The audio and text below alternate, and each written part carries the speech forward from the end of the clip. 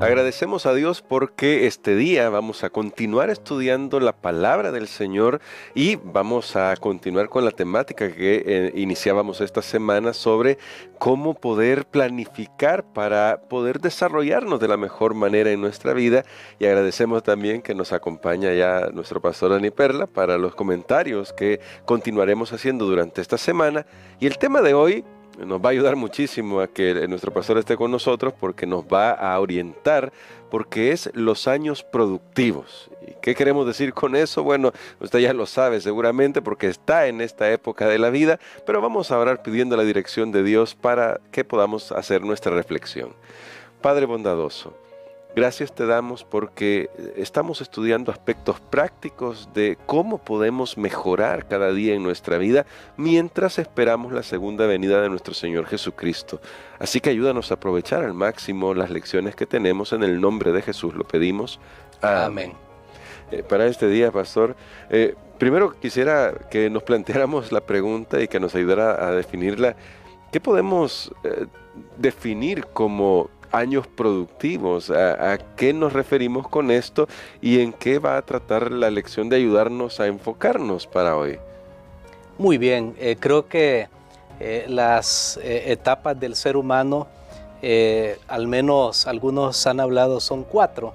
Hablamos de la niñez, la etapa de la niñez, la juventud, la etapa adulta, que es la de los años productivos. Muy bien. Y la última etapa que podríamos llamar así rápidamente, hoy se suele usar nombres muy bonitos, ¿verdad? La edad de oro, la etapa, pero la vejez, para decirlo más directamente. Ahora, no vamos a hablar de las otras etapas porque precisamente esta etapa de los años productivos comienza alrededor de los 25 años de edad y llega hasta los 65 años, un poquito más. Puede comenzar también un poquito antes. O sea que estamos hablando entre 40 y 50 años de la vida de una persona. Es la etapa más larga de la vida de una persona. Pero esta etapa es maravillosa porque es allí donde suceden muchas cosas. Ya normalmente se ha tenido una profesión, una vocación de vida, ya se sabe qué es lo que usted va a trabajar. Es la etapa donde está el matrimonio, sí. Es la etapa donde los hijos nacen, crecen, se desarrollan. Es la etapa donde también se los prepara a ellos para la vida. Precisamente la etapa de los años productivos o de la edad adulta es la que debe preparar al adolescente para pasar a esa fase de los años productivos, cosa que ahora está tomando mucho más tiempo. Sí. Hermano Gerson, ahora parece que los hijos se van más tarde de casa, pero una de los deberes de los padres en estos años, cuando sus hijos están jóvenes, es poder prepararlos. ¿Y qué mejor manera de prepararlos? A través del ejemplo de cómo se viven estos años productivos. Muy bien, y justamente a propósito de eso, de cómo se viven los años productivos, porque cuando lo comentaba usted, comienzan el matrimonio, ahí comienza, llegan los hijos, está comenzándose generalmente también una carrera en una empresa o en un trabajo, en una línea de trabajo. ¿Cómo se lidia con todas esas tensiones, pastor? Porque justamente ahí también hay momentos difíciles. La economía también puede ser que se vea bastante resentida en esos momentos. ¿Cómo se lidia con ello? Bueno, usted ha tocado un factor muy importante. Sabe que estos años, voy a decirlo directamente, estos años son productivos, pero pueden ser los años más pesados y voy a decirlo de esta manera también, tal vez los años hasta más aburridos de la etapa de una persona. ¿Por qué? Porque es la etapa donde hay demandas, donde todo tiene que ver con demanda, porque se trabaja, hay que pagar una casa. De hecho, es la etapa donde se puede conseguir tener uno un techo, una vivienda, e ir pagando hasta el final, ¿verdad? Si a uno no le heredaron una casa, bueno, hay que hacerla. Y son años de desgaste, si lo vemos desde ese punto de vista. a veces no son los años más glamurosos. Y digo esto porque estos son los años, cuando llegamos a la mediana edad, como se ha llamado, cuando llegamos a la mitad de estos años productivos, puede haber crisis. Sí. Puede haber crisis. Aquí es donde las personas comienzan a cuestionarse. Ya están ahí, por ejemplo, en sus 45, 50 años. Bueno, ¿y este trabajo que he estado haciendo es el trabajo que yo necesito? ¿Este esposo que tengo o esta esposa realmente es lo que yo me merezco? Y entonces aquí, si no se es cuidadoso, aquí es donde vienen las separaciones. Aquí es donde viene una crisis tremenda en el hogar, porque solo ha sido de compromisos, de demandas, pero Dios no quiere que eso sea así. Yo estoy describiendo, por supuesto, lo que está pasando, Claro. pero esta lección nos está ayudando para reconocer cómo podemos hacer para cumplir con las demandas de esos años productivos, pero a la vez también vivir una vida de gozo, una vida plena, una vida de satisfacción, que usted pueda ver hacia atrás y decir: todo este sacrificio, todo este esfuerzo que yo hice, valió la pena. Entonces aquí está el trabajo, y quiero decirles algo: uno de los errores que uno puede cometer en estos años productivos es creer que el trabajo es todo lo importante en la vida. Y es ahí donde a veces se trabaja, no se dedica tiempo a la familia, no hay tiempo para conversar, no hay tiempo para pasear, y le dedicamos. Y es cierto que el trabajo es importante, pero no es todo lo importante. Pero cuando lo hacemos todo lo más importante en nuestra vida, estamos faltando, porque Dios quiere que también nosotros podamos dedicar un tiempo. De hecho, la palabra de Dios tiene un texto que me gustaría que lo podamos leer. El apóstol Pablo, en la primera carta a Timoteo, él escribe y le dice una frase que realmente es muy fuerte y no tiene nada que ver con lo que algunos podrían considerar un pecado grave, un pecado capital, pero Pablo dice que hay una manera como podemos negar nuestra fe. Wow, bueno, y este se encuentra en Primera de Timoteo, capítulo 5, verso 8. Está citado en nuestra lección porque es parte de los principios de cómo lidiar con esta etapa de la vida, y dice: si alguno no cuida de los suyos, mayormente de sus familiares, niega la fe y es peor que un incrédulo. Muy bien, aquí realmente son palabras muy fuertes, Sí. porque el apóstol Pablo dice: mira, en estos años tu deber es cuidar de los tuyos. ¿Por qué trabajamos tanto?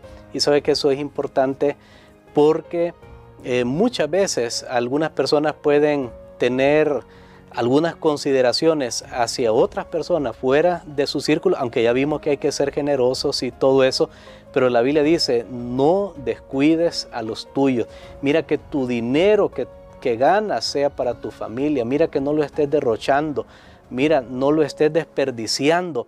Piensa en tu familia. ¿Cuántas personas hay que tristemente en el vicio, en una adicción o por algunos placeres, tal vez porque quiero tener en la casa un plasma bien grande y no importa si mis hijos tienen los zapatos para ir al colegio? Todas esas cosas debemos tener mucho cuidado, porque es en estos años que le estamos enseñando a las generaciones que vienen cómo se debe vivir.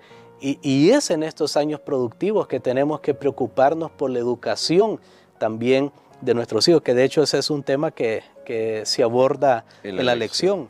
Así es, y quería tocar ese tema, pastor, porque algunos pensamos, o podemos llegar a pensarlo, vamos a decir de esa manera, que cuando hablamos de educación se ha vuelto complicado en nuestro tiempo, se ha vuelto cara, y especialmente generalmente decimos: y la educación cristiana es más cara todavía. Y entonces, ¿cómo abordar eso? ¿Cómo abordar ese tema de la educación, pensando que mientras estamos acá no estamos solamente para desarrollarnos en este mundo, sino en vistas de un mundo mejor? Bueno, hoy hay una tendencia a hablar de todo, y hay muchas personas que, yo diría, están sacando su doctorado en opinología, opinan de todo, pero muchas veces no se tiene una fuente verdadera, un conocimiento correcto. Pero quiero decirles algo: mientras los niños están pequeños, es el deber de sus padres proveerles la mejor educación. Y cuando estos niños crezcan, ojalá que ellos puedan dar el testimonio y decir, yo no sé cómo hicieron mis padres, pero me dieron una buena educación. Amén. Yo creo que algunos de nosotros tenemos la oportunidad de decir eso, porque no, como dice el apóstol Pablo, ¿verdad? No sois nobles ni venimos de semejantes familias, pero tuvimos la oportunidad de que alguien se preocupara por nosotros, y no era porque se ganara un gran salario, sino porque se pensaba que era lo mejor. Hoy hay muchas herramientas disponibles, hoy hay muchos recursos. Damos gracias a Dios que hay ayudas de diferentes fuentes. Yo no voy a entrar en los detalles de cómo funciona esto, pero iglesias locales, personas generosas, donantes, ayudan para proveer una educación cristiana para muchos, pero a veces no ponemos de nuestra parte y lastimosamente se pierden esas ayudas porque lo he visto. También hay oportunidades de trabajo.